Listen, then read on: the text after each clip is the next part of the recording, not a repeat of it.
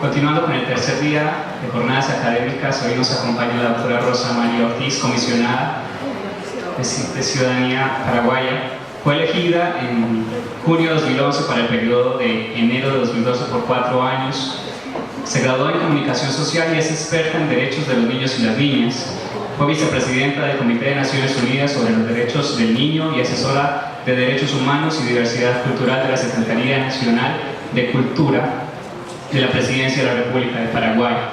Es fundadora y miembro de varias organizaciones de derechos humanos, como Decidamos Global, ECOA, entre otras. En 2003 recibió el Premio Mujeres Paraguayas de la Secretaría de la Mujer de la Presidencia de Paraguay y en 2010 fue reconocida como el Premio Peter Benson para la defensa de los derechos humanos que le entregó la sesión de Paraguay de la Amnistía Internacional. Recibimos con un fuerte aplauso a la comisionada Rosa María.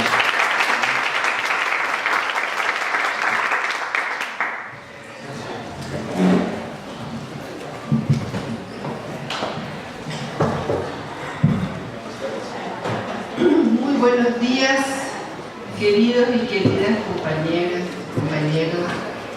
Un gusto estar aquí con ustedes y un gusto también porque son las últimas semanas de mi función como relatora de derechos del niño de la Comisión Interamericana. Concluyo a fin de este año y por eso me emociona estar con ustedes y quise dar a esta intervención un carácter muy amistoso, muy dialogal. Así que voy a comenzar por lo que pensé que era ineludible hablar, que es la Convención de Derechos del Niño, que fue aprobada en 1989, que entró en vigencia en 1990 y que fue el resultado de mucho trabajo por reconocer que los niños, las niñas, los adolescentes no entraban de manera suficiente en todos los tratados de derechos humanos que mientras tanto existían. Como humanos que son los niños, las niñas, sin embargo, los principios y todos los derechos acordados no los protegían suficientemente por esa característica que tienen los niños, las niñas, el ser humano, desde el momento que nace hasta que es adulto, tiene un proceso de desarrollo muy cambiante que exige también respuestas adecuadas a esos cambios. No son las mismas necesidades las que tiene un recién nacido que una criatura de edad escolar, que un adolescente, que un joven. Y por lo tanto fue necesario hacer una discusión a partir de lo que las Naciones Unidas llamaron el Derecho Internacional del Niño en 1980, y que tuvo muchos años de discusión a lo largo de todo el mundo, en los distintos sistemas políticos, económicos, distintas religiones. Y las discusiones fueron, ya se imaginan, cómo el Estado va a meterse en la familia es sagrada, el Estado no tiene que entrar allí, los niños, los padres son los únicos que pueden decidir sobre sus hijos, y todo hacía pensar que la Convención sobre los Derechos de los Niños no iba a lograr ser adoptada. Con muchas dificultades se llegó a la Asamblea General y esa de todos fue adoptada, y no solamente fue adoptada, sino que muy pronto, a los 2 años, ya era el instrumento internacional de derechos humanos más ratificado en el mundo, lo que le daba una legitimidad muy grande. Y América Latina fue una de las primeras regiones que adecuó su legislación a esa convención. Y me gustaría mucho, yo sé que hay mucho interés en este curso en relación al tema de los adolescentes, en relación con la violencia, el crimen organizado, y vamos a llegar a eso. Pero me gustaría recordar lo que se supone que ya sabemos todos. Porque mucho de lo que sucede en la región con los niños y las niñas tiene que ver con que no hemos hecho suficientemente nuestras tareas. Y recordemos entonces, ¿qué fue lo que la Convención de Derechos del Niño trajo como prioridad, como paradigma nuevo? El reconocer a los niños y niñas como sujetos de derecho. Parece tan poca cosa estas dos palabras, ¿no? Significa que todos los tratados que existían hasta entonces de derechos humanos, los niños casi no entraban, o la gente no interpretaba que estaban dentro de esos tratados. Por lo tanto, era fundamental hacer ese reconocimiento formal de que los niños y niñas son sujetos de derecho, con todas las consecuencias que significa ser sujeto de derecho. Es decir, que el Estado es responsable de asegurar, de proteger, de garantizar esos derechos. Y díganme si estoy equivocado, que la vieja forma de trabajar con la infancia eran los patronatos para los niños pobres, los patronatos para los niños con problemas, es decir, el Estado pone la mano para recoger a los niños que caen del sistema familiar, escolar, adolescentes que entran en conflicto con la ley, aparece el Estado. A veces por primera vez en sus vidas. Y es eso lo que la Convención pretendió cambiar. Que ya no más el Estado esté para cuando caen del sistema, con sus patronatos especializados y dueños de los niños pobres o de los niños con problemas, sino que todo el Estado, no solo las instituciones reconocidas hasta entonces a cargo de la niñez, sino todo el Estado articulado y coordinado, y lo más importante, para la prevención, para que no caigan del sistema. Entonces, si eso fue la función que cumplió la Convención de Derechos del Niño, podemos analizar cuánto hemos avanzado en los deberes y obligaciones que nos dio esa convención. Les hablaba al comienzo de que el desarrollo de las personas demuestra que tienen necesidades específicas, y esas necesidades específicas e ineludibles fueron reconocidas como derechos. Y hay una diferencia muy grande entre hablar de una necesidad y hablar de un derecho.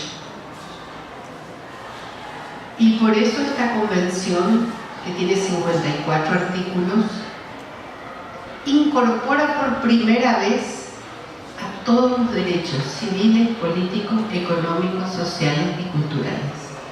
Cosa que hasta entonces no era posible, porque tanto en el sistema universal como en el sistema interamericano, justamente por la imposibilidad de hacer una convención que incorporara todos los derechos humanos, se hicieron los protocolos, se hicieron los pactos civiles y políticos y las convenciones de derechos económicos, sociales y culturales, pero no se lograba incorporar. Una parte del mundo pensaba primero los derechos civiles y políticos, libertades, libertad de expresión, voto, y después veremos cómo hacemos para ocuparnos de los derechos económicos, sociales y culturales. Y otra parte del mundo decía, no, primero educación, salud, vivienda, trabajo, a costa, si hace falta, de la libertad de expresión y los otros derechos civiles y políticos. Y para evitar que las declaraciones de derechos humanos, que sí incorporaban a todos los derechos, quedaran como expresiones de buenos deseos, se adoptó de manera separada. Con los años, la mayor parte de los estados fueron sumándose a ambos, pero esta Convención de Derechos del Niño logró lo que hasta entonces era imposible: incorporar todos los derechos humanos en este marco.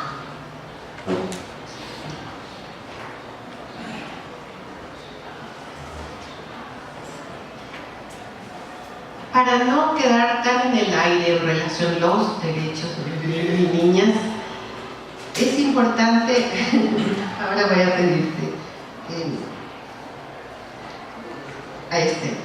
que reconocer que el sistema interamericano decidió no tener una convención de derechos del niño, porque justamente por lo que ahí dice, que la Corte Interamericana de Derechos Humanos resaltó claramente en su opinión consultiva número 17 que la Convención sobre Derechos del Niño es el tratado internacional que posee mayor vocación de universalidad. No era necesario hacerlo a nivel interamericano, lo cual pone de manifiesto un amplio consenso internacional favorable a los principios e instituciones acogidos por dicho instrumento y que refleja el desarrollo actual de esta materia, habiendo sido ratificada por casi todos los Estados miembros de la Organización de los Estados Americanos. En realidad, hasta ahora, el único que queda pendiente es Estados Unidos, que está en el sistema interamericano y universal, obviamente, porque hasta Sudán y hasta Somalia, que eran los otros estados que faltaban, o sea que es prácticamente universal. Nos falta convencer al público, a la ciudadanía de Estados Unidos, sobre la importancia de su ratificación. ¿Y por qué tendríamos que preocuparnos de eso? Porque los efectos se sienten en la región. Maneras de actuar dentro de Estados Unidos se ven reflejadas también en nuestros países y sirven como un mal ejemplo, aparte de los buenos ejemplos que podemos encontrar en los Estados Unidos. Pero en materia de derechos del niño, como relatora de derechos del niño, he podido verificar y estamos también haciendo informes específicos sobre esas dificultades. Pasamos al siguiente. Ustedes saben, la Convención Americana en su artículo 19 dice: todo niño tiene derecho a las medidas de protección que su condición de menor requieren por parte de su familia, de la sociedad y del Estado. Y el Corpus Juris que acabamos de mencionar, que la Corte reconoce la existencia de ese comprensivo Corpus Juris y que forman parte de ese Corpus Juris la Convención sobre Derechos del Niño y la Convención Americana. O sea, que tanto la Comisión como la Corte usarán esos instrumentos como fuente de derecho para establecer el contenido y los alcances de los derechos del niño. Y ahora pasamos a referirnos a los 4 principios rectores de la Convención de Derechos del Niño. ¿Por qué fueron elegidos estos derechos como principios rectores? Por considerar, y eso fue una resolución del Comité de Derechos del Niño que interpreta la Convención de Derechos del Niño, considera que los principios rectores deben siempre, al considerar cualquier derecho de los niños, tienen que pasar por el filtro de estos principios rectores. ¿Y cuáles son? Uno que está en todos los tratados de derechos humanos, que es el derecho a la no discriminación, ¿no? No hay motivo alguno que justifique que un niño sea discriminado. Vemos en la región que este es un principio que todavía está muy verde, muy débil, y que todavía hay justificaciones en muchos sentidos. Por ser pobre, retirar a un niño de una familia; por ser pobre, ponerlo en una institución; por ser pobre, darlo en adopción; por ser hijos de migrantes en situación irregular, no darles la nacionalidad. O sea, hay un montón de muestras de que este principio todavía debe ser trabajado, porque no hay motivo alguno para que un niño sea discriminado frente a otros niños por ninguna causa. El segundo principio es el que tiene que ver con el derecho a la vida, a la supervivencia y al desarrollo. Es decir, los estados tienen que asegurarse que estamos en el interés superior o en el deben asegurarse que los niños crezcan y se desarrollen en manera integral, desarrollo físico, psíquico, social, saludablemente, en un ambiente libre de todo tipo de violencia, en la familia, en la escuela, en la comunidad, en los medios de comunicación. Y estos, si decimos principios rectores, es que realmente en todas las decisiones deben ser considerados estos principios. Y podemos pensar cuántos ejemplos vemos en nuestros países de qué poco todavía. Y este principio está vinculado con los derechos económicos, sociales y culturales en muchos sentidos, ¿no? Por eso también los derechos económicos, sociales y culturales en la región de América Latina, que es la región más violenta, que tiene mayor desigualdad e inequidad, requiere una atención especial. La Comisión ha decidido crear una relatoría especial de derechos económicos, sociales y culturales para equilibrar lo que hoy en día está en una desigualdad, porque tenemos una relatoría especial para libertad de expresión y sin embargo con todos los recursos y una modalidad de trabajo que está priorizando estos, y es hora de que en la región y en la Comisión, como reflejo de los problemas de la región, ese desequilibrio termine. Tengo que decir que si bien es reconocida la importancia de abordar ese desequilibrio, en la decisión de la Comisión de instalar una relatoría especial para los DES no ha encontrado eco y no ha logrado hasta ahora poder instalarlo por falta de recursos. Un solo país de la región ha otorgado $7.000 para esta relatoría. La relatoría de libertad de expresión trabaja con aproximadamente $1 millón. Entonces, para que vean cómo en la Comisión también, a través de la falta de apoyo económico por parte de los estados, todavía no se abordan como deben ser los derechos económicos, sociales y culturales. Y no tenemos por qué, y a mí me revela tener que aceptar que en una región tan maravillosa de América Latina y Caribe tenga que ser la región más inequitativa, más desigual, con mayor discriminación, con mayor violencia. No hay por qué justificar.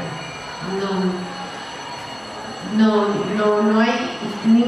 hay nada que nos permita aceptar ese diagnóstico. Bueno, pasando después al otro principio, el del interés superior del niño. Este es un principio que no inventó la Convención ahora, ya estaba anterior en otros instrumentos también vinculados con la niñez. Es que es lógico que que en una familia, en un país, se privilegie a los niños, el niño por encima de cualquier otro interés. El interés superior es el interés del niño. Eso es lo lógico, los niños primero en caso de emergencia, ¿no? Pero eso no se refleja ni en los presupuestos, ni en las políticas, ni en las familias, ni en los gobiernos locales. Y ese es un principio, por eso su importancia, que debe ser atendido en cualquier decisión. Si se va a hacer una calle que corta una plaza, afecta al interés superior del niño. Si se va a hacer se va a dar la autorización a una mina que va a contaminar, o a los agrotóxicos, o se va a definir el presupuesto.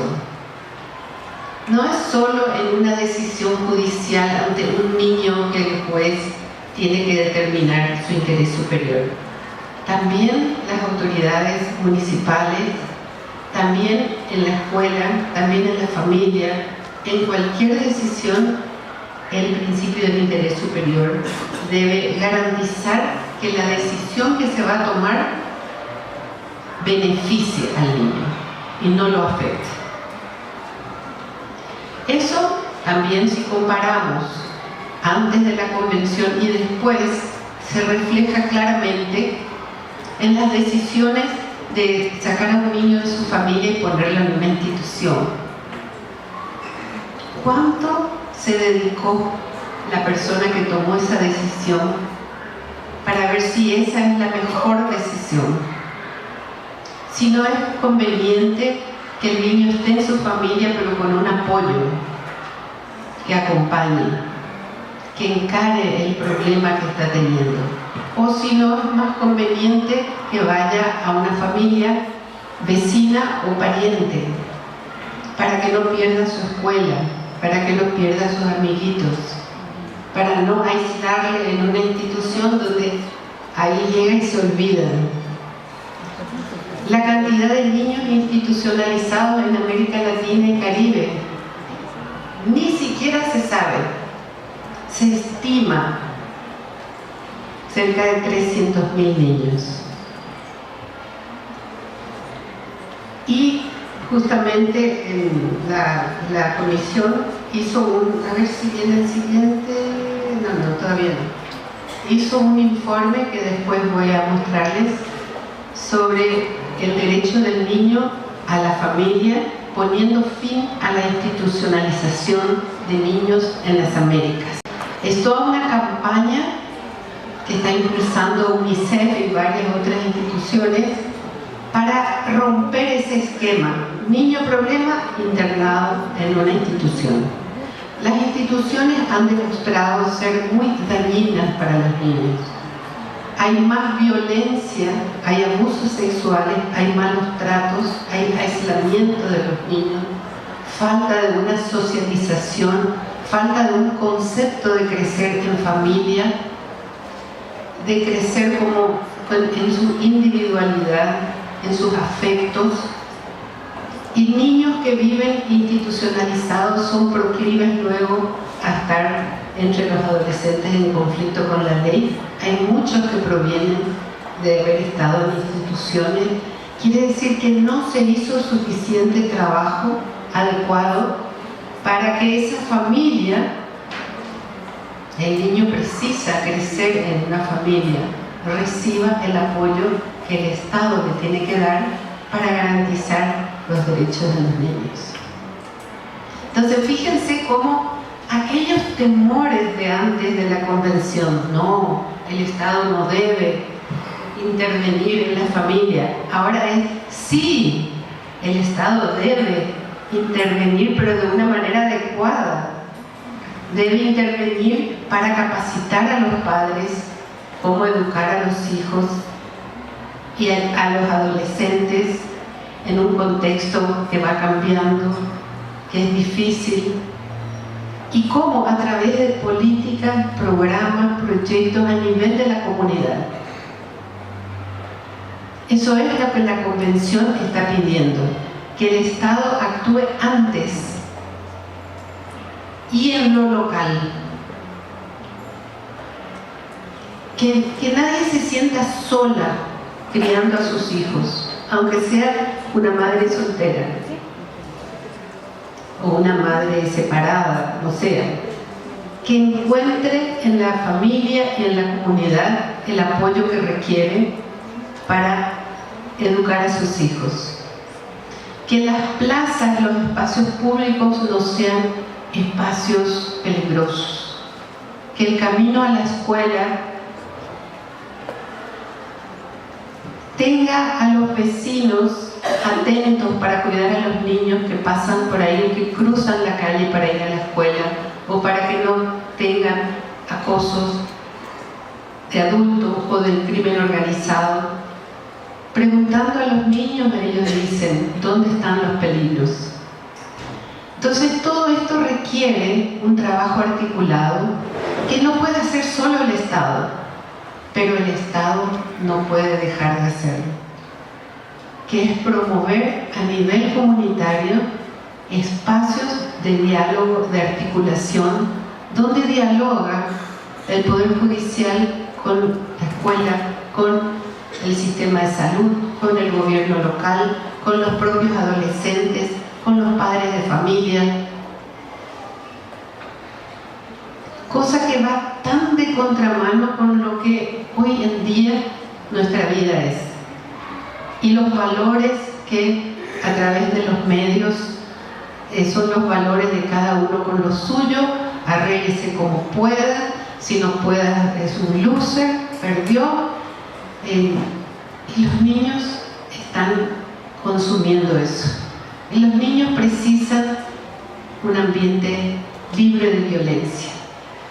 Cuando decimos eso, dice, sí, lo que pasa es que los padres son los culpables. Y los padres cada día cada vez más difícil tener que trabajar para mantener a sus hijos, saber cómo educar a sus hijos, cómo protegerlos cuando salen de la casa, cómo educarlos dentro de la casa y quién les apoya. De eso se trata. La Convención de Derechos del Niño implica una organización diferente, pero una organización que no es todo por pobrecitos los niños, es una organización que ganamos todos, haciendo lo que tenemos que hacer por los niños y sus derechos, ganamos todos. Si mejoramos el tránsito, el tráfico, para que los niños no corran peligro al cruzar, también se benefician los abuelitos y nos beneficiamos todos. Si trabajamos los programas en la televisión, ganamos todos por mejorar la calidad de los medios. Si peleamos por plazas públicas cuidadas, sin basura, con iluminación, que sea un espacio donde las familias puedan ir con sus hijos de paseo, sin peligro, y no como hoy dejarlas abandonadas donde los dueños son el crimen organizado. Entonces los niños juegan cada vez menos, están cada vez más encerrados, con una presión de que tienen que capacitarse para ser triunfadores, no para ser solidarios, no para crecer juntos con otros, no para pensar como comunidad o como familia. Entonces, con estos ejemplos no los quiero aburrir, parece un sermón, pero en realidad no sé si les convenzo de que ganamos todos. Estamos trabajando por que sea más equilibrada, más de todos, más justa y más sana para todos. Eso es trabajar por los derechos de los niños. Pero ¿cuál es el aspecto más revolucionario de la Convención? Este principio. Este es el que cambia todo el paradigma. Los niños hasta la Convención y en muchas partes hasta ahora no son escuchados. no pueden hablar, callan. Ahora hablan los adultos. Es cierto que no tienen que interrumpir. El artículo 12 de la Convención nos dice, a partir de ahora los adultos tienen que hacer todo lo que dicen los niños. Pero así se justifican muchas veces maestras o padres de familia. Claro, ahora no puedo ni educar a mis hijos, ya no le puedo pegar, tengo que hacer todo lo que él dice, entonces que se arregle. Eso es lo peor que puede pasar para un niño, que se arregle. Los niños precisan tener padres y madres y tener adultos que les orienten, que les muestren los límites, pero de una manera no autoritaria ni violenta, no a través de golpes y sopapos. Porque a través de la violencia ni siquiera aquellos objetivos que decimos tener al criarles de esa forma, ni siquiera se cumplen. Porque un niño que crece en base a sopapo y violencia es un niño triste y es un niño que cree que a través de la violencia se consiguen las cosas. Y no es eso lo que los padres pretenden. Entonces, el derecho del niño a ser oído y participar es el nuevo paradigma. En el reconocimiento del niño como sujeto de derecho se reconoce también que es capaz de emitir una opinión que merece ser escuchada. Porque en base a esa opinión, el padre y la madre van a saber qué es lo que tiene en su cabeza, qué es lo que piensa, qué entendió de lo que se le quiso enseñar. Y para saber si entendió y cómo entendió. Pero si no se le escucha, y esto cambia totalmente el ambiente de la familia, el ambiente en la escuela, en una clase. Si los chicos participan en cómo va a ser la organización del aula, entonces la organización del aula va a tener en los chicos a los primeros defensores, porque entienden por qué esas reglas, porque fueron consultados y participaron en la elaboración de esas reglas. Y lo mismo en la familia. O sea, se facilita la cosa y se llega a los objetivos que se quieren llegar, creando pequeños ciudadanos responsables, y no lo que se pretende decir, que por culpa de los derechos de los niños ahora hay tanta violencia, ahora las familias esto, ahora la violencia y el crimen, etcétera, etcétera. Es un malentendido lo que provoca eso.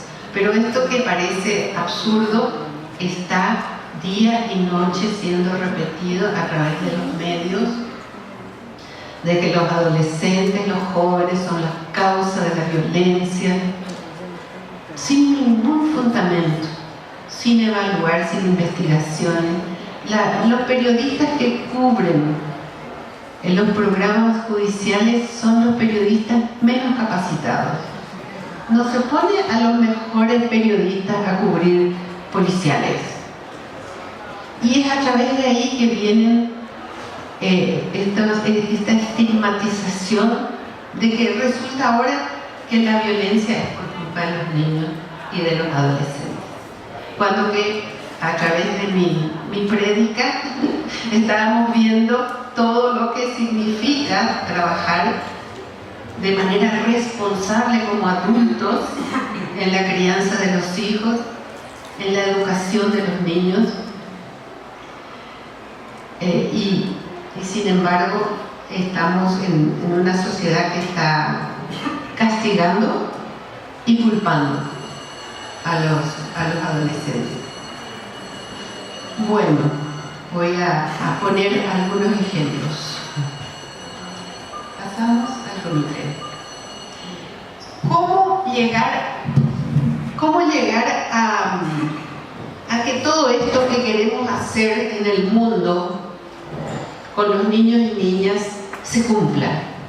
Porque con charlas así nada más, salimos y terminó todo y seguimos igual, ¿verdad? Pero ¿cómo hacer para que los estados que se comprometieron a proteger y garantizar los derechos del niño sean ayudados a hacerlo y sean acompañados, pero también vigilados y monitoreados?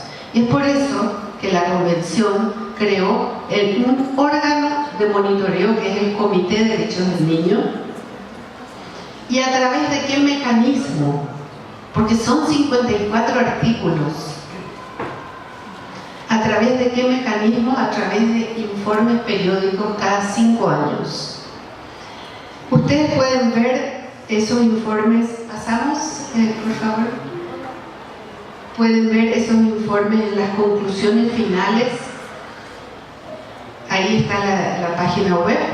Se puede ver por país cuáles son los informes que hicieron los estados y cuáles son las conclusiones y recomendaciones que les da el comité al estado para ir avanzando.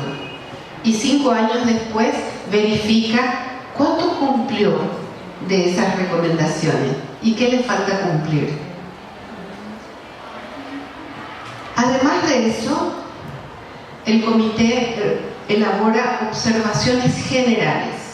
Es decir, cuando observa que hay un tema difícil que requiere una toma de posición, que a lo mejor en el articulado de la Convención está en 2 o 3 palabras o en 2 o 3 líneas, elabora un documento que se llama Observaciones Generales, que las van a encontrar también ahí en esa dirección.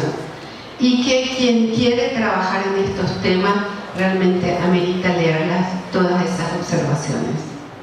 Hay una observación sobre el interés superior del niño, y el mal uso del interés superior del niño es, por ejemplo, que una sentencia diga: entonces el juzgado decide que por su interés superior del niño, el niño se vaya aquí. Pero no fundamenta qué le hizo pensar que ese es el interés superior. Ya no vale.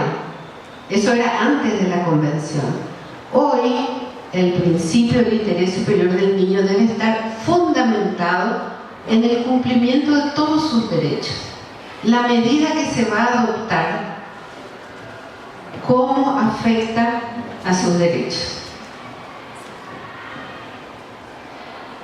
Una niña que va a trabajar a una casa de familia, viene de una familia del campo, y a veces por orden judicial, cada vez menos, pero una familia que la recoge y le protege, le va a dar techo, alimentación y educación, pero a cambio de su explotación, a cambio de que deja su derecho a ser criado en su familia, a vivir con sus hermanitos, a hablar su idioma, a vivir en su cultura, a educarse cerca de su casa. ¿Por qué tiene que justificarse que una niña tenga que trabajar para poder tener esos derechos cumplidos? Entonces ven cómo esto va cambiando. Hoy en día sería difícil que un juez tome una decisión así, pero a veces todavía se justifican otras medidas. Por ejemplo, en las adopciones, todavía muchas veces la pobreza es la fundamentación de por qué un niño va a ser dado en adopción. ¿Y dónde está que el Estado tiene que fortalecer a la familia para que pueda cumplir con su rol parental?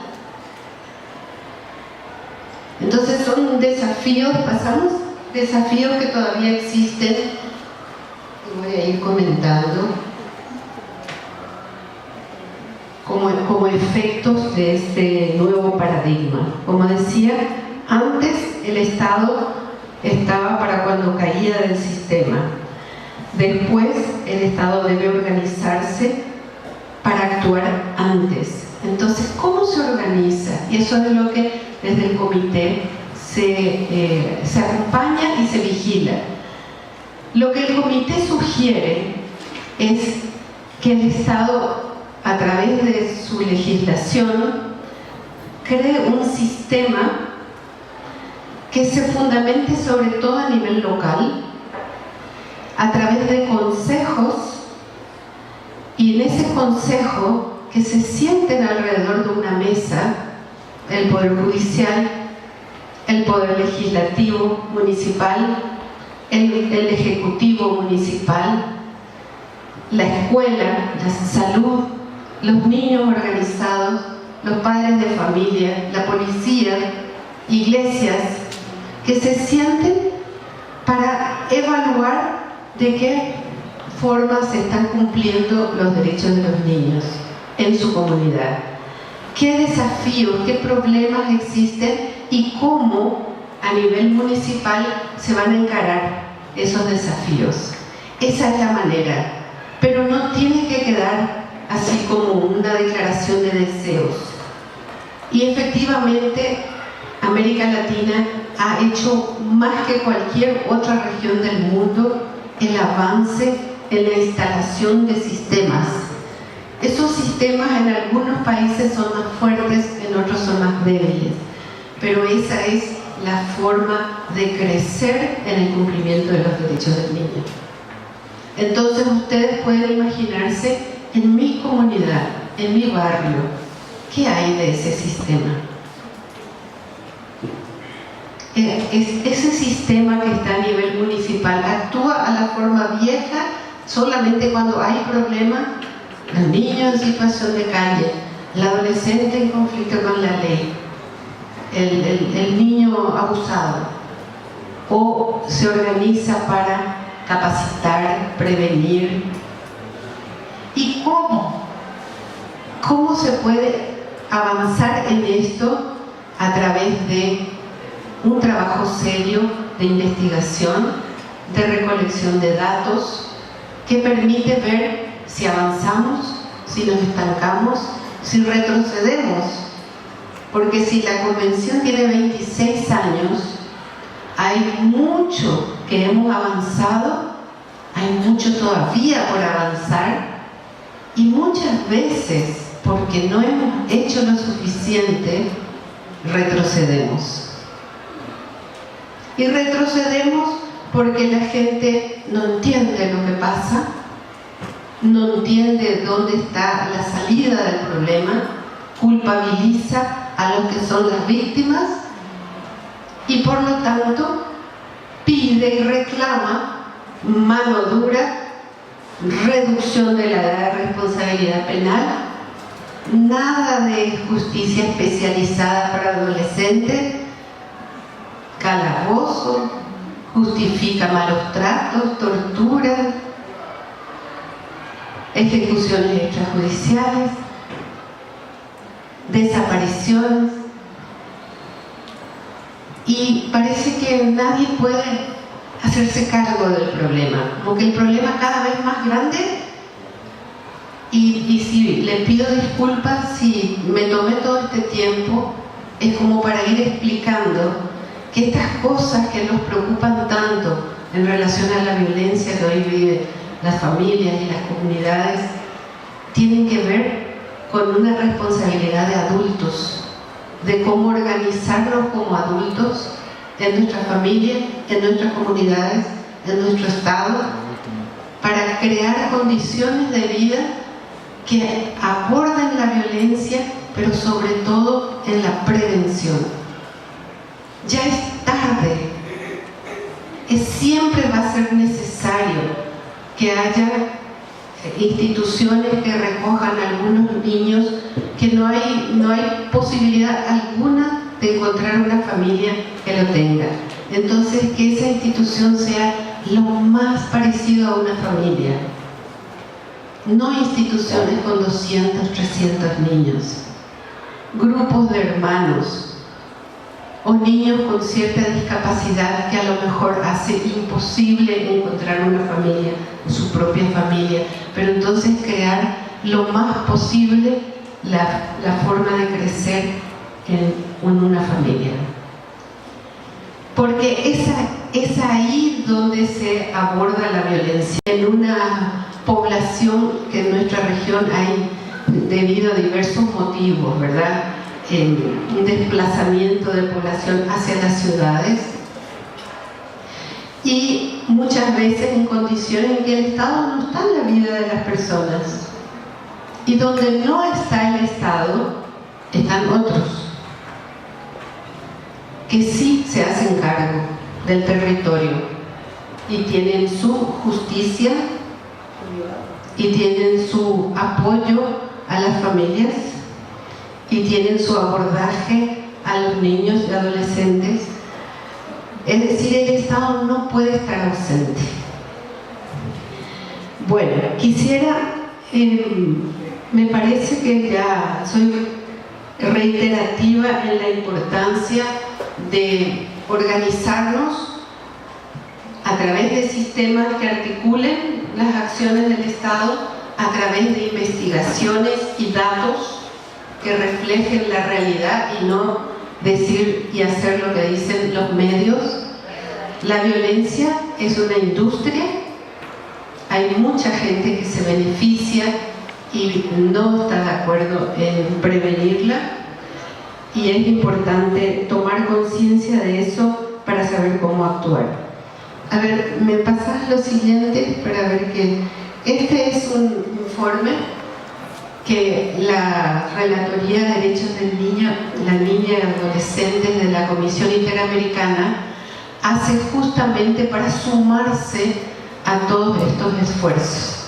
Es para que el Estado y la sociedad entiendan cómo deben ser las políticas para que los niños crezcan y se desarrollen plenamente en su familia y en su comunidad.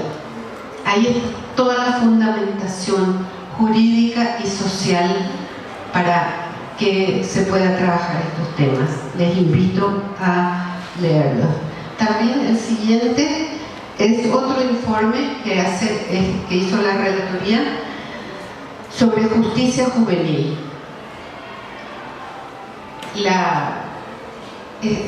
Cada tema es tema para una conferencia, ¿verdad? Pero la justicia juvenil, y esta tarde nos va a deleitar más Rafael, más con especificidad, qué tipo de justicia juvenil se requiere, considerando a los niños sujetos de derechos, considerando la ausencia de las políticas adecuadas en sus vidas y que entran al sistema de justicia juvenil, cómo debe ser para que esa justicia sea justa, para que esa justicia restaure sus derechos y no que los vuelva a victimizar, como es hoy día la justicia juvenil que encarcela a los adolescentes. También está este otro informe que lo pueden encontrar también en la página de la Comisión Interamericana sobre el castigo corporal, porque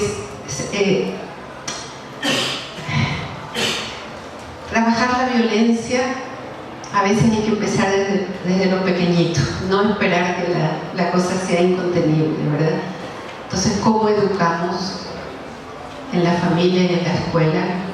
Hay gente que hasta hoy día fundamenta: si yo soy alguien es porque recibí paliza, es porque me educaron bien que salí. Bueno, ahí está la fundamentación, los efectos que producen los niños la violencia y de qué manera encararla. ¿Pasamos? ¿Ese también? Aquí tienen las direcciones de los links de estos informes temáticos y de los trabajos de la Relatoría. Voy a ir concluyendo con la siguiente, porque me gustaría que, como ustedes están trabajando el tema del sistema interamericano, ver de qué otras maneras la Comisión Interamericana se organiza para cumplir con sus funciones. En cuanto a la misión promocional, la Comisión ha creado diferentes relatorías. Ustedes ya están informados, ¿verdad?, de las distintas relatorías. Entonces, mucho produce la parte promocional las relatorías, y sobre todo nos ocupamos, las relatorías, de hacer que esto nuevo que cada sector tiene se incorpore en la atención de las peticiones y casos, en las medidas cautelares y en todo el trabajo del sistema interamericano. Porque cada tema LGTBI, niñez, mujer, defensores de derechos humanos, personas privadas de la libertad, todos son especificidades que necesitan mucha especialización y tienen que estar siempre peleándose para que no se quede de lado, para romper con esa invisibilidad que justamente causa los problemas a esos sectores. Y le digo, yo como relatora de derechos del niño, en la comisión misma tengo que estar continuamente recordando las niñas, no se olviden de los niños, porque muy fácilmente los sectores en situaciones de mayor vulnerabilidad no son vistos como deben ser vistos. Entonces es un trabajo permanente de incorporar lo nuevo. Las audiencias temáticas, ya saben, las visitas en loco, las cartas, artículo 41 es cuando el comité no son públicas, pero en cualquier momento la comisión, puede solicitar información a un Estado o puede brindar información. Por ejemplo, en un país, Panamá, se discutía la ley de adopción y había peligro de retroceder y se retrocedió, pero intentando que no lo fuera, la comisión escribió los estándares que deben tenerse en cuenta para una legislación de adopción. Fue insuficiente, lastimosamente, pero estamos haciendo el seguimiento a ver si se puede revertir. Es lo que le decía, que a veces hay retrocesos. Lo mismo Uruguay, que tenía el peligro de rebajar la edad de responsabilidad de los jóvenes, de bajar de 18 a 16. Y finalmente hubo un referéndum. Imagínense, son derechos humanos para ver si la gente tiene derecho o no tiene. Bueno, se llegó a un referéndum y fue tan interesante el ejemplo de Uruguay porque hizo que los propios jóvenes de los diferentes partidos políticos, incluyendo jóvenes de los partidos que pedían el referéndum para bajar la edad de responsabilidad penal, pues se unieron los jóvenes de una manera tan linda que hicieron que no ganaran el referéndum y que se sostuviera 18 años. Brasil está en una tremenda discusión en el Parlamento para también bajar la edad de responsabilidad penal o para aumentar las penas. Siempre se dan cuenta cómo todavía se privilegia el castigo, mano dura, mano súper dura, cárcel, como si la cárcel educara. La cárcel es la escuela del crimen. Y ese fracaso afecta a toda la sociedad. Y eso es lo que yo digo, ¿cómo es tan difícil ver eso? Pero ustedes coinciden conmigo que esa es la música que suena más fuerte. Y lo importante que es entender para poder transformar. Como decía Paulo Freire, ¿no? Conocer para transformar. Si no nos dedicamos a entender y a atacar las causas de los problemas, difícilmente vamos a transformar lo que nos preocupa. ¿Pasamos? Este es un último informe recién publicado sobre refugiados migrantes en Estados Unidos, familias y niños no acompañados, que tiene estándares muy interesantes para trabajar el tema de niñez migrante, que les recomiendo. ¿Pasamos? Esto para escuchar la voz de los adolescentes jóvenes Dice Brian: les entregué al crimen organizado a mi mejor amigo para que lo mataran, porque si no, mataban a mi papá. Entonces díganme, ¿qué libertad de opción tienen los jóvenes como para que las medidas después sean de castigo y mano dura cuando se encuentran en una situación así? Y concluyo con Eduardo Galeano, que dice: la industria que vende la violencia como espectáculo y la convierte en objeto de consumo. Y después de, cuando ustedes digan, podemos hacer un diálogo ahora, pero después me gustaría dedicarme a transmitir lo que es el informe que está a punto de salir, que es el tema que ustedes están tratando: violencia, niñez y crimen organizado. Pero ahora les doy el micrófono a ustedes. Los informes son cada 5 años. ¿Por qué tanto tiempo 5 años? Cuando precisamente es una vida de una persona. ¿Por qué no pueden ser anuales cuando los temas son urgentes? Y sobre todo la pregunta: ¿por qué tanta inacción frente a la mutilación genital? Que es un tema que es urgente y sin embargo no se ve resultados. Me encanta su indignación. Me encanta. Ojalá el Comité de Derechos del Niño en Ginebra o la Comisión pudieran resolver así, ¿verdad? Mutilación genital, se acabó. Todo lo que se podía hacer al respecto ya está dicho. Ya están los estándares, falta implementar. Y esa implementación no la pueden hacer los miembros del Comité de Ginebra, sino la deben hacer los estados y su sociedad organizada. Desde estas instancias lo que se hace es animar y controlar que los estados vayan avanzando hacia eso. Y en ese sentido me gustaría compartir que lo que hace el Sistema Universal con los informes periódicos de cada 5 años tiene una utilidad muy grande en la medida que la sociedad civil participe de ese proceso, para poder exigir una autoridad que no es exigida por su sociedad. No va a avanzar en la medida que necesitamos. Entonces, el Comité en Ginebra lo que hace es ayudar al Estado a organizarse para cumplir.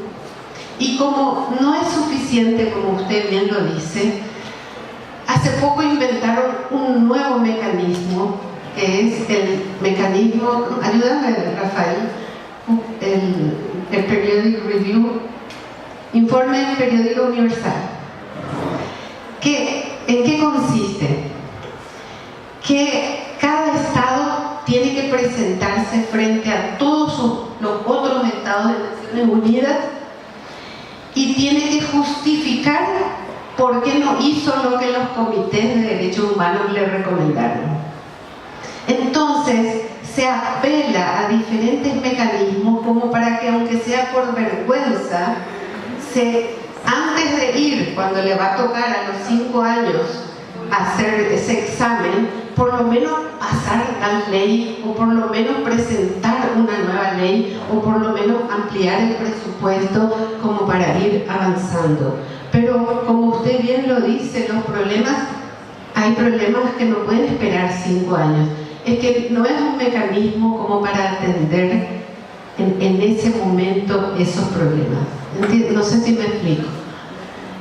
Pero de todas maneras, esto que parece que no resuelve todo lo que necesitamos, sin embargo, permite avanzar. Y desde el sistema interamericano, cuando evaluamos la situación en un país, tenemos siempre en cuenta lo que dicen los diferentes comités de derechos humanos de Naciones Unidas.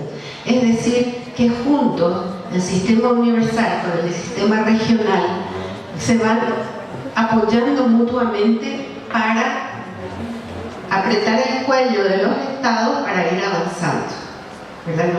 No se puede constituir en pelotones de fusilamiento.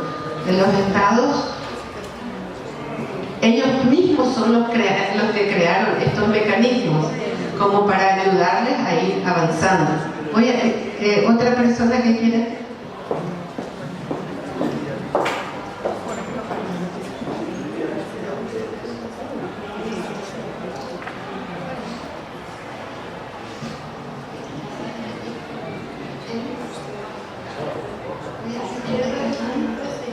Sí. Aporto sobre mi investigación hecha sobre los niños reincidentes que victimiza el Estado. ¿Sí? Sí, claro.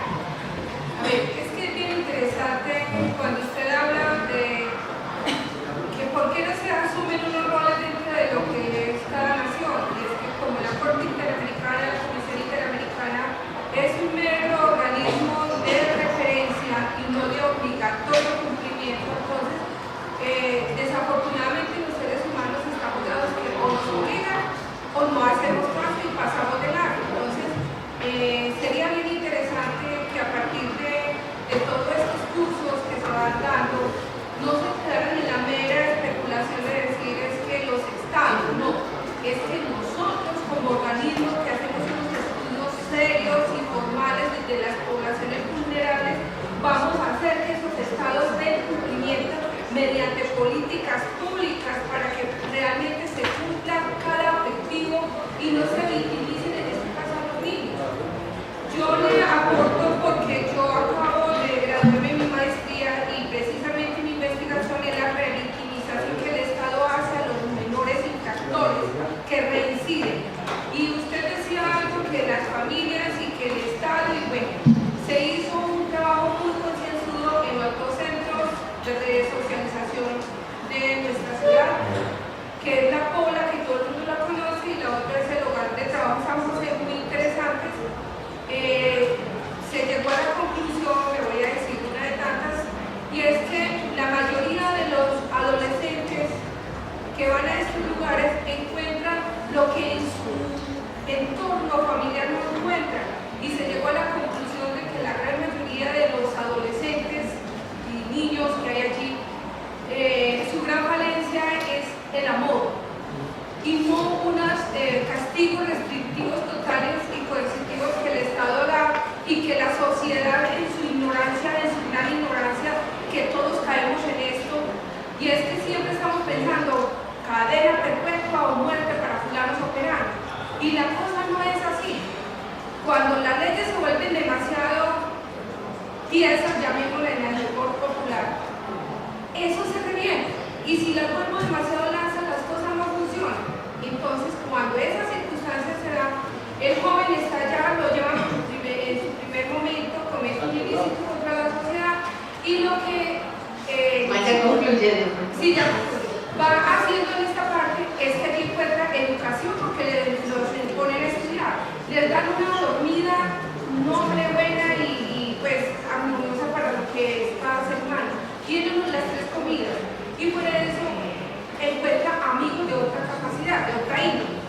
Vuelven y salen después de cumplir un castigo y vuelven al mismo entorno. Entonces el Estado le está diciendo a la sociedad: tiene derecho a la educación, tiene derecho al trabajo, tiene derecho a la salud, a tener una familia ordenada. Bueno, y la realidad gracias. es que no, y por eso es que el Estado termina victimizando. Sí, Y hay que entendemos, comparto su reflexión, pero no entiendo muy bien qué es lo que, si usted espera que la Comisión haga las políticas públicas para los estados. no se queda solamente en una mera insinuación a los estados, que si hay cosas de cumplimiento. Claro, y para eso están las peticiones y casos ante la Comisión Interamericana son casos específicos y con cumplimiento inmediato, ¿verdad? Pero no entiendo todavía su reclamo. No, es que no es un reclamo, le estaba aplicando lo que usted nos decía de que la mayoría de los jóvenes no tenían una mayor cobertura en sus hechos y en su resocialización. Sí existe, solo que el Estado, cuando sale de todos estos lugares que hablábamos de... Bueno, pero justamente decíamos que lo que la Convención cambia con el paradigma es que los estados y las sociedades trabajen en la prevención. Los estados, las autoridades, no van a trabajar si la sociedad no tiene la conciencia de hacia dónde tiene que ir. Entonces es un trabajo conjunto. Estas instituciones, como el Comité de Derechos del Niño, como la Comisión, se dirigen a los estados, pero escuchan a la sociedad civil. Pero lo importante es en lo local. En cada país, sociedades maduras van a tener gobiernos maduros. Entonces, creo que en diversos niveles que debe darse ese crecimiento.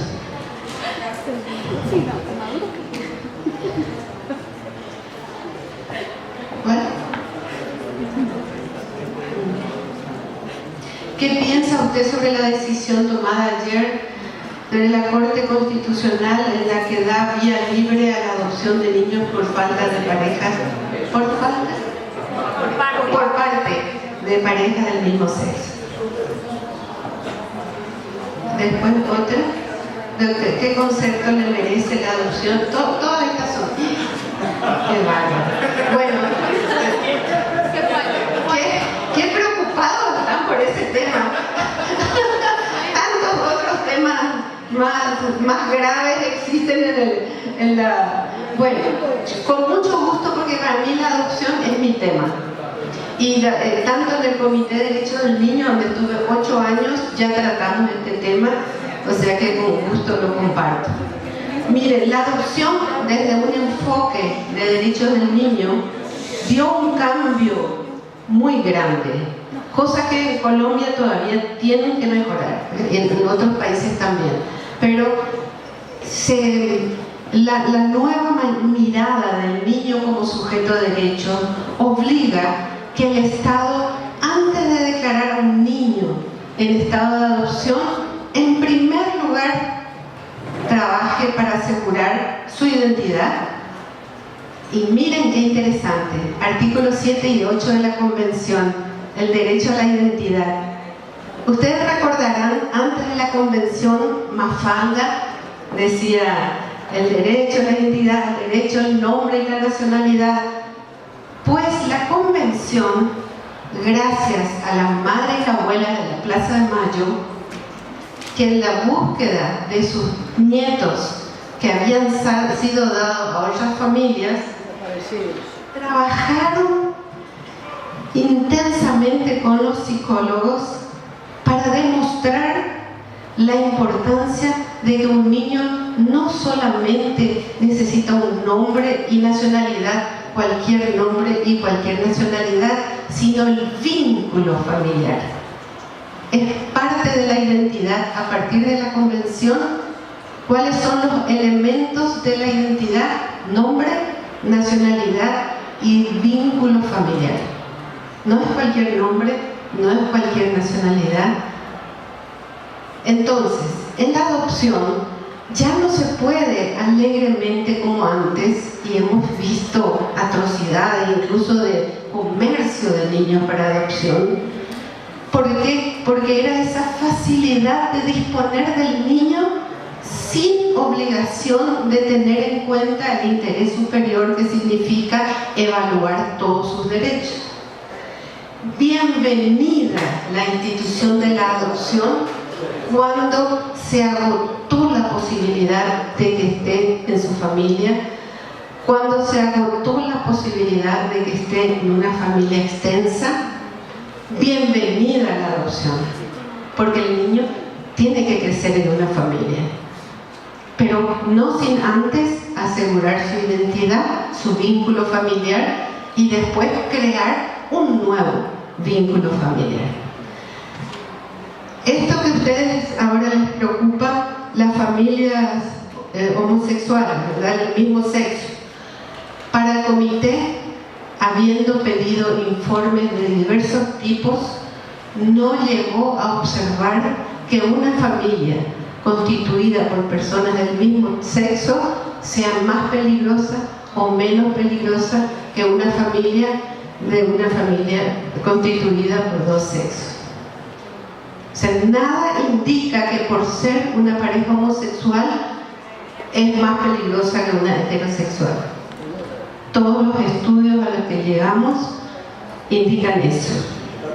Y cada vez se conoce más sobre niños que han crecido en familias homosexuales y que no amerita el hecho de ser homosexual para ser mejor o peor familia. Es algo que todavía no está instalado, pero que con el tiempo se podrá ver, pero eso es lo que... Hay casos de violencia producida en una familia homosexual contra niños, hay, como hay también en familias heterosexuales. Eso es la posición del Comité de Derechos del Niño.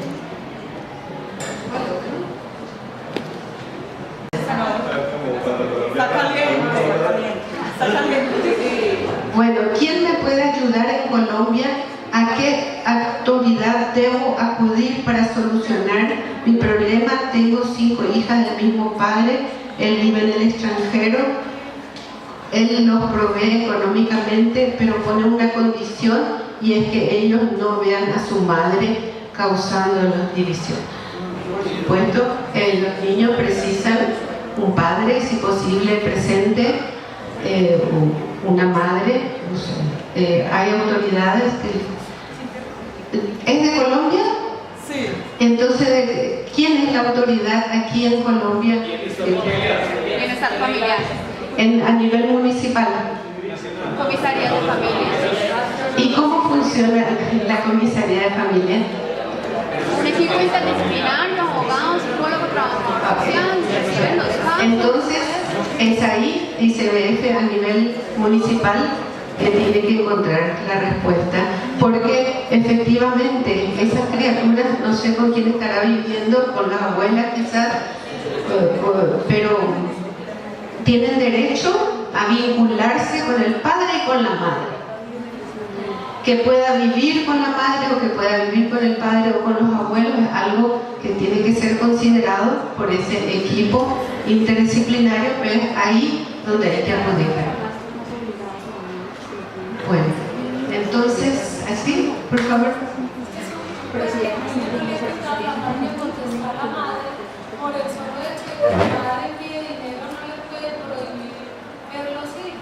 Por supuesto, es absolutamente vacío. Porque doy la plata, pero no me dan. claro, ahí está justamente el interés superior del niño. El hecho de que, no, si ve a la madre, va a dejar de tener la plata del padre. No puede ser. Él hace esa coerción.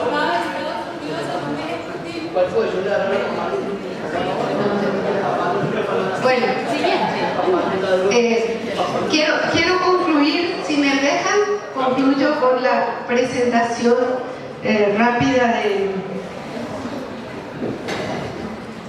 ¿Cuánto tiempo me queda? ¿Quién determina? ¿Cuánto? ¿Ya se acabó?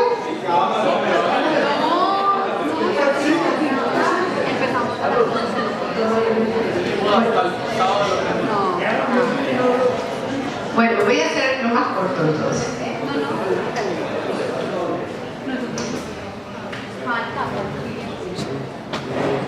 Ante el tema del anuncio de este próximo informe, que se llama Violencia, Niñez y Crimen Organizado, ¿cómo deben ser las políticas de seguridad ciudadana desde un enfoque de niñez y sus derechos, ¿no? La exigencia de una mayor preeminencia a las políticas de prevención. Pasa el siguiente. Eso es, sí. Recuerden lo que hablamos. Exigir una mayor preeminencia en las políticas de prevención. ¿Les suena lo que hablamos antes? Que la convención vino a marcar la diferencia, trabajar en el antes, en la prevención. carácter integral, holístico e intersectorial de las políticas públicas. ¿Recuerdan lo que dice la Convención? ¿Cómo deben articularse las políticas? Políticas sociales y acceso a servicios públicos, descentralización y el rol de los gobiernos locales. Recuerda que decíamos hacer un sistema con énfasis en lo local y trabajar de manera articulada, hacer los diagnósticos, cómo está nuestra comunidad, en qué cosas tenemos que mejorar la situación de la niñez. Profesionalización y especialización. Sistemas de información, monitoreo y evaluación. Eso hablamos también en la mañana, que es más fácil entender cuando es un tema específico, ¿verdad? Pero miren, si la gente sigue creyendo que los adolescentes son los culpables de la violencia que vivimos, va a seguir expulsando a los adolescentes de la comunidad, porque se visten de una manera diferente, o porque tienen tatuaje, o porque tienen pelo largo, o aritos, o como sea. Es parte del crecimiento del ser humano diferenciarse. Y los adolescentes no quieren ser ni niños ni adultos, quieren ser ellos. Y tienen permiso de ser diferentes, porque eso es parte de su desarrollo. Ya llegará el momento que va a tener que tener responsabilidades más grandes, pero es el momento que ya deja de ser niño, pero todavía no sabe ser adulto. Y tiene permiso de equivocarse más que un adulto. Es por eso que los adultos no tenemos que dejarlos abandonados a los adolescentes, porque corren más peligros que los niños chiquitos. Pero no pretender que se comporten como adultos, porque no. Y los sistemas de información, monitoreo y evaluación es justamente lo que nos permite entender estas cosas. ¿Qué está pasando? ¿Por qué está ocurriendo esto? Por esto. ¿Qué tenemos que hacer para evitar actuar en las causas? Eso, como sociedad, necesitamos buscar las formas de tener esa información, ese diagnóstico de lo que nos ocurre, para poder reclamar a las autoridades que están contratadas por nosotros para organizar la sociedad. Es como tener un negocio y no exigir al gerente que haga que ande bien el negocio. Participación ciudadana y protagonismo de los niños, niñas y adolescentes. Si escucháramos a Brian, que dice: tuve que entregar a mi amigo porque si no iban a matar a mi padre. Escuchar a los niños para entender cuánto ellos, cómo ellos están viviendo en el medio entre el crimen organizado y la policía, que supuestamente es la fuerza del orden para proteger a la ciudadanía. Sin embargo, hablen con los jóvenes, le van a contar el caso de fulano que desapareció, que lo ejecutaron, que la policía, que las fuerzas armadas, entonces están en el medio entre el crimen y las fuerzas del orden, que cada vez se militarizan más, cada vez más mano dura, más distancia de diálogo. A veces los jóvenes tienen mejor diálogo con el crimen organizado que con las fuerzas del orden. Y no solo los jóvenes, también los adultos. Es que la ausencia del Estado a través de políticas públicas hace que se instale el crimen y ocupe el lugar de las autoridades y organice la vida de las personas. Por lo tanto, participación y protagonismo es escuchar a los chicos. Y acá yo tengo anotado algunas palabras de los chicos que explicaban. Si me permiten un segundito. ¿Qué dicen los adolescentes? Manifiestan claramente tener miedo. Manifiestan que se sienten incapaces de enfrentarse a las condiciones de violencia que les envuelven. Manifiestan que lejos de avanzar, las condiciones que les facilite su inclusión social, lo que avanza es la corriente más fuerte de su exclusión. Entonces, si la justicia juvenil dice que es para reinsertar a los jóvenes en la sociedad, si la sociedad los expulsó y los sigue expulsando, el paso por la privación de libertad para su reinserción cada vez va a ser más difícil, porque si ya son excluidos, imagínense después de cometer un crimen. Entonces todo un crecimiento como sociedad que tenemos que hacer para ubicar a los adolescentes como lo que son adolescentes, escucharles y ver de qué manera crear las condiciones para que, así como hoy el canto de sirena del crimen organizado, no si es solamente ir a llevar este paquetito, no si es solamente ser vigía, y gracias a eso soy alguien porque me he visto como la gente, porque me pongo zapatos o camisas lindas, soy alguien. Si ellos pudieran ser alguien sin necesidad de arriesgar su vinculación con el crimen organizado, ¿quién? ¿No? Entonces, ¿quién tira la primera piedra? Políticas sociales de apoyo y fortalecimiento a las familias, derecho a la educación y las escuelas como espacios seguros y protectores. Si fracasa la familia, que la escuela la sostenga a los chicos, que la escuela identifique si hay problemas en la familia para que en esas instancias de articulación de la comunidad se apoye a esa familia que está teniendo problemas. Que la escuela asegure que no se venda droga en el camino a la escuela, que no utilicen a sus alumnos para vender la droga, que haya comunicación entre la escuela, la familia, el gobierno local, el Ministerio de Salud para ¿cómo es? ¿Cuándo estás con las drogas? Adicción. Para la Adicción. no, prevención y después adicción. Perdón, estoy. Formación profesional y acceso a un empleo digno. ¿Qué posibilidades tienen los chicos en su capacitación para el empleo, en tener un futuro, un plan de vida? El canto de sirena es más fuerte. Estamos en una competencia seria. ¿Qué le ofrecemos nosotros? Cárcel, estigma, expulsión, culpabilización, señalamiento.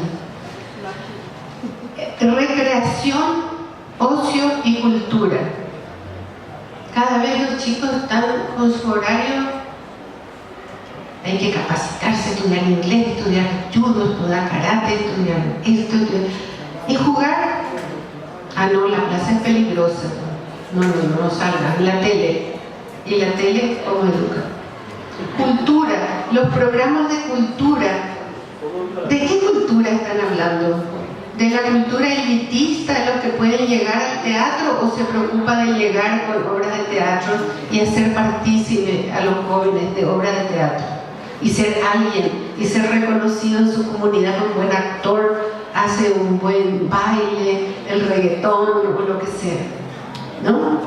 Pero que sean alguien en la comunidad, que se reconozcan. El modelo de policía.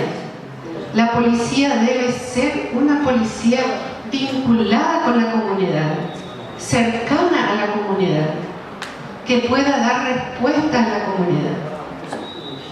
No la policía militarizada, que está capacitada para eliminar al enemigo, no para la construcción de una sociedad. Y los medios de comunicación, y avanzar en la justicia restaurativa, que restaure los derechos, ¿no?